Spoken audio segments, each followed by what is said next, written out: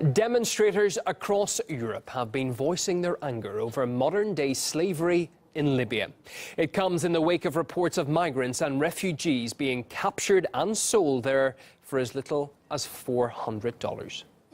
Criminal! Criminal! Libya! Criminal! Libya! Criminal! Criminal! Stop slavery in Libya! Stop! Stop! Stop!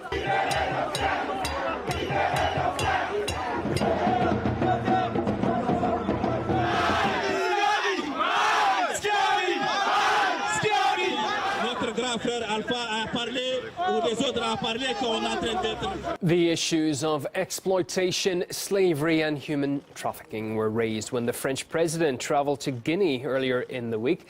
Emmanuel Macron was told by the leader of the West African country the EU was part of the problem and that Libya lacks the resources to tackle such abuses. What has been revealed beyond everything we have said and know about the situation in Libya definitely falls into the category of trafficking of human beings. It is a crime against humanity, so France's denunciation has been immediate. It is indisputable. The European Union cannot choose a developing country and ask that country to detain refugees when it doesn't even have the means to do so. The refugees are in terrible conditions, so our European friends were not right to ask Libya to keep the migrants. The European Union is responsible. Well, France has been highly critical of the actions of the UN-backed Libyan government in addressing the issue of slavery. Jacqueline Vuga now looks at some of the causes of the human rights crisis in Libya. Some of the harshest condemnation thrown at Libya over the appalling treatment of African migrants is coming from France. It has called an emergency meeting of the UN Security Council and has gone as far as to threaten Libya with sanctions. Libyan authorities have decided to open an investigation into the facts. We wanted to go fast, and if the Libyan justice system cannot carry this procedure through, then we should open international sanctions. Those threats are being leveled against the very government that the UN endorsed and helped form after the fall of Gaddafi. Let's rewind back to 2011. Vive Benghazi! Vive la Libye! Vive l'amitié entre la France et la Libye! Western leaders said Libya was on course to democracy, yet it turned out to be a rather gruesome process. Here's what came next. This video purportedly shows Libyan rebels torturing groups of black Africans. They've been locked in cages with their hands tied behind their backs, and many of them appear to have the old Libyan flag stuffed in their mouths. These men were said to have been targeted by rebels after rumors emerged that Gaddafi had hired black mercenaries.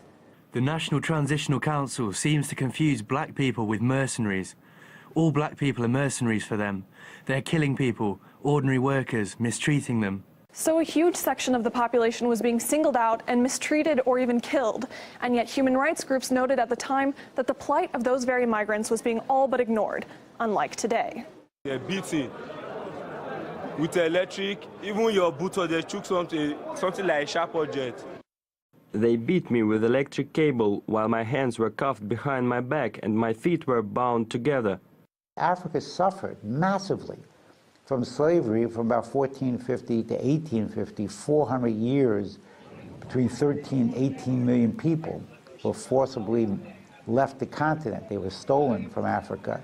And now to see slavery again inside Africa is absolutely disgusting and abhorrent. And the efforts by some of the European countries now to say they want to do something about it, they have to recognize that they were part of the cause of the problem itself. There certainly would not be the kind of slave trade going on in Libya today if Gaddafi had not been assassinated and the country had not been thrown into chaos by regime change. The human rights abuses stirring the world's outrage today bear a stark resemblance to what was happening in Libya 6 years ago, when Western leaders' focus was hailing Gaddafi's demise and urging the country to pursue democracy. Protests against slavery have also taken place in Brussels, where they descended into vandalism and looting. Almost 100 people were arrested, according to the Belgian Interior Minister.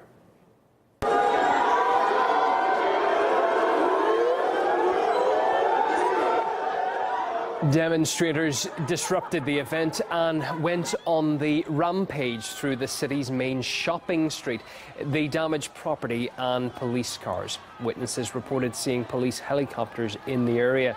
A metro station near where the unrest took place was shut down for a couple of hours as well.